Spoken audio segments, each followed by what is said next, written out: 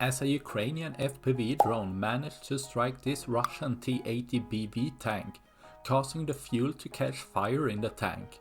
The end result usually ends in an explosive manner, as this tank had a lot of ammunition left inside.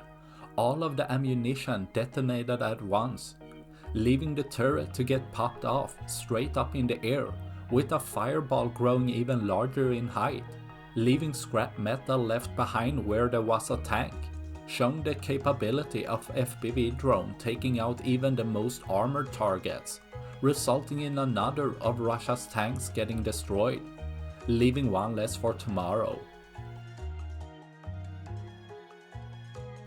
That's all I had for this video. Please like and subscribe for more. Thanks for watching.